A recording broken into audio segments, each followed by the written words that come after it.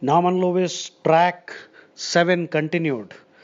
Parochial, narrow minded, parochial politics, partisan, Partisan. Partisan means narrow minded, parochial politics. The opposite of parochial would be international, liberal, eclectic, Eclectic. Eclectic means selecting from a wide range. Okay, paradox, self contradictory but true. A related word is irony, Irony. Irony means self contradictory but true. Paradox plus humor plus sarcasm. Sarcasm is criticism aimed at humiliating or insulting. Irony, the example is if a fire engine catches fire, that is irony. If a dog is silent and its owner is barking and biting, that is irony. A paradigm is a model or example. Paradigmatic means a model worth imitating, worth emulating. Emulate, EMULATE. Emulate means to follow. Emulate is a word that can be applied to humans. That means we emulate those who are our role models. You cannot use the word emulate for animals. Animals can simply mimic, mock, or imitate, or ape. Monkey see, monkey do. So if you do something in a zoo near the monkey's cage, the monkey will just imitate what you've done. So that's why they say monkey see, monkey do. The problem with many of our youth today is they mindlessly ape Western fashions. Wearing torn jeans has become fashionable. Well, I leave it to you. They are called anyway. Torn jeans, the word is wax slacks. WACKSLACKS. Tone jeans, and even girls are wearing tone tops near the shoulder. They are tearing their clothes. It's ridiculous. I think we must emulate the positives from the Western world. Americans, for example, are very hardworking people. They work hard, they enjoy hard. I think that's one good thing we should be learning from them. And they have a research oriented approach to life, which is also very good. I think we need to learn that too. But then there are other things about the American society which I don't think we should emulate, nor should we imitate, mimic, or ape mindlessly, which is what the youth seem to be doing. Right? So, anyway. Paradigmatic means a model worth emulating. Paradigm means a perfect model. Panacea, a cure for everything. Panacea. Elixir is a related word. Elixir. Elixir means actually a medical potion that confers immortality. Amrutam. Elixir, an elixir is a panacea, but a panacea cannot be an elixir because elixir is supposed to be a magical medical potion. Potion, and a kashayam, liquid.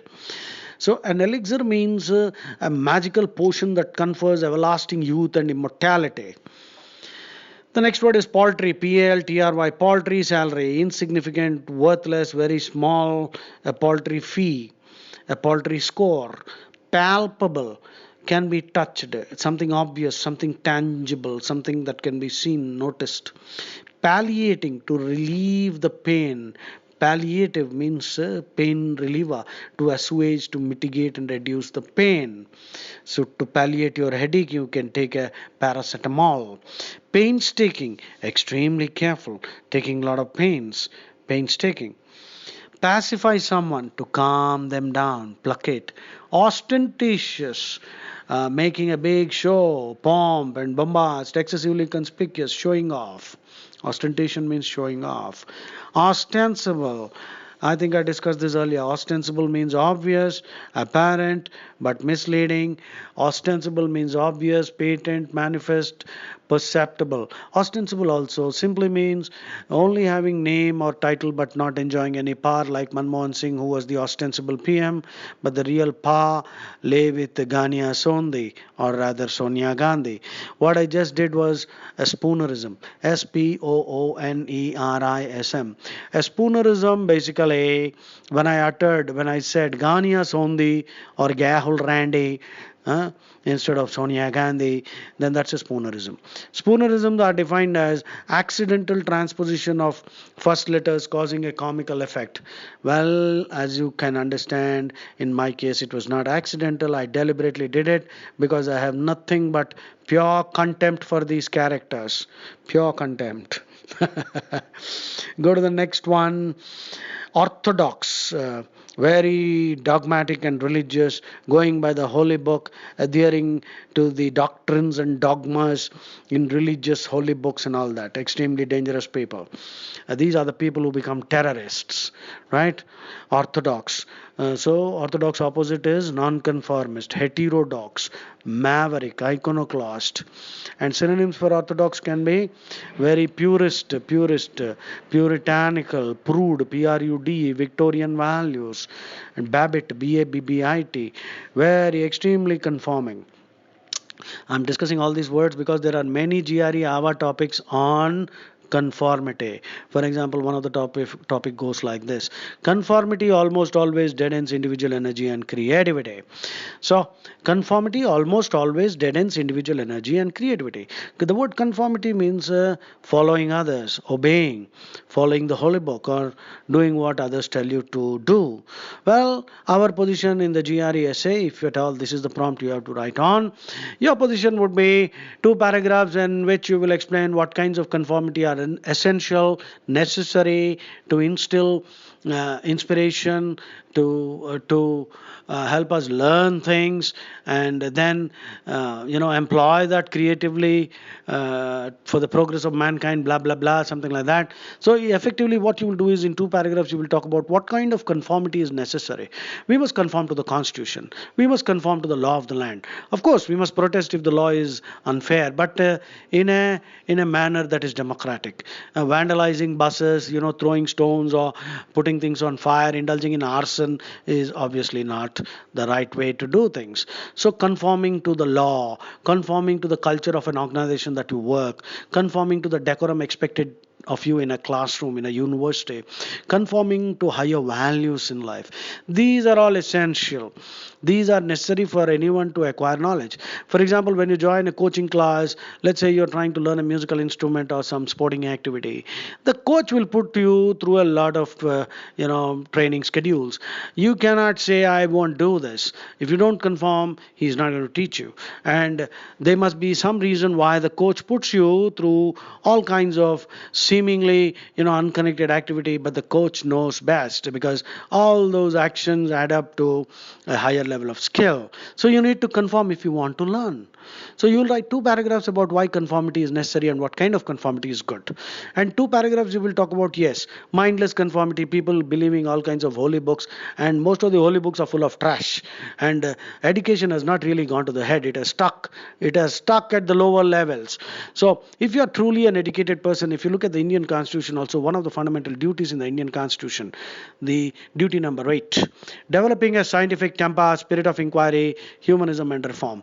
So don't mindlessly conform to all kinds of stupid, silly superstitions. And if you do that, then you will be scared to do certain things, that robs you of your creativity. For example, people have all kinds of superstitious beliefs. They believe in fancy lucky numbers, and on certain days, these are good days, bad days. Life is so short, you don't have time for all these meaningless beliefs, but people indulge in all kinds of stupid things. They conform to all kinds of superstitions that robs them of their creative enterprise. So you will give the example of Galileo, who was tortured to death because he opposed the Bible and said the earth is not flat. The Bible says the earth is flat. Galileo said no. He was tortured to death. Copernicus was tortured to death. Bruno was burnt alive for opposing the Bible, which says that the earth is flat, not in one place but in several places. So you find this kind of conformity is dangerous. You don't mindlessly conform to anything simply because it's there in a holy book, or simply follow what everyone is doing. The 80-20 rule also applies here. I think I discussed that in class. So 80% of the people dumbly follow like sheep. Gorre manda. So flock of sheep. Don't join the flock of sheep. Be a lion. Be a lion. Be single, be a pioneer, be a trendsetter, not mindlessly. All the Nobel Prizes are given only to nonconformists. There's no Nobel Prize for a conformist, right? I just discussed an issue. So orthodox, we just discussed. Opulent is the next word. Opulent. Opulent means fabulously wealthy, very luxurious. Opaque. Opaque means impossible to understand, and you know the common meaning. Impossible to see through. Opposite is transparent. But the other meaning, opaque, is difficult to understand, obscure, abstruse, recondite. Onerous task means burden, burdensome, oppressive, cumbrous, cumbersome. Officious, Officious. This looks or sounds like a positive word, but it's actually negative. Officious means a person who is offering unwanted help. Odura babu ante sayam chesta. Officious. Officious means annoyingly eager to help or advise, offering unwanted help. The word for such a person is a quidnunc. Quidnunc, a busybody, Busybody. Busybody means a person who is very busy, always poking his nose into other people's affairs, interfering, sort of, nosy Parker. Nosyparker. Nosy Parker is an idiom for people who are always trying to, mess up in and, interfere in other people's business. Obtuse, blockheads, insensitive, dull, der dimag, obtuse. Obsequious. Obsequious means fawning, subservient, slavish, sucking up to someone, sycophantic. Obscure, next word. Very hard to understand, dark, unknown, abstruse, recondite. Oblivion, total forgetfulness, the state of being forgotten. Oblivious means aware. A drunkard is oblivious of his surroundings. Oblique, indirect. Obfuscate, to confuse or make confusing or deliberately ensure that nobody understands it. Obdurate. Obdurate means very stubborn and insensitive. Stubborn and insensitive. Obdurate. Obdurate. So here we end the seventh track of Norman Lewis. I am Krupa Shankar signing off. Please pass this on to all your friends who are preparing for GRA. Jai Shri Ram.